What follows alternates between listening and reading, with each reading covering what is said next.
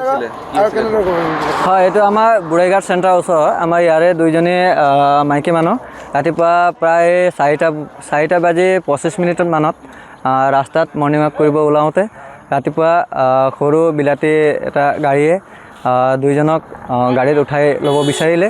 তাৰে ভিতৰত এজনীক গাড়ীত উঠাই লৈ গ'ল। এতিয়া আমি ওচৰ আমাৰ থানা ফোন কৰি ছাৰ আহিলে, ছাৰ আহি এতিয়া চাৰিআলি ফালে তেখেতক লৈ গৈছিলে। এতিয়া চাৰিআলিত ক'ৰবাত এৰি দিছে বুলি আমি গম পাইছোঁ। এতিয়া ৰাইজ চব ওলাইছে। আমাৰ এতিয়া ভয় হৈ গ'ল যে ৰাতিপুৱা মৰ্ণিং ৱাক কৰিব ওলাওঁতে বিলাতী ছোৱালী বিশেষকৈ সুৰক্ষিত নোহোৱা হৈ গ'ল।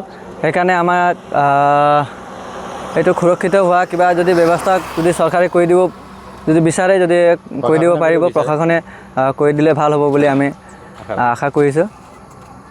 আমি খোজকাঢ়িব গৈছিলোঁ, গাড়ীখন আহিলে, গাড়ীখন ৰখাৰ পাছত মানে তাইক পটককৈ ধৰিলে। ধৰাৰ পাছত মই মানে মোকো হেৰি কৰিছিলে, মইতো আৰু মানে দৌৰি আহিলোঁ। তাৰপাছত মই মানে চিঞৰ বাখৰ কৰিলোঁ। তাৰপাছত এই দোকান এটাত আছিল, দুটা ল'ৰা বহি আছিলে। তাৰপাছত ইহঁতৰ ফালে আহিম বুলি মই মানে খুজিছিলোঁ। তাৰপাছত মই ভাবিলোঁ ইহঁতে এনেকৈ বুলি আকৌ মই গাঁৱৰ ফালে আহিলোঁ। মানে লৈ গ'ল আৰু ইফালে। কি গাড়ী আছিলে? গাড়ীটো মানে বগাকৈ আছিলে। মই দেখা মতে দুজন আছিলে।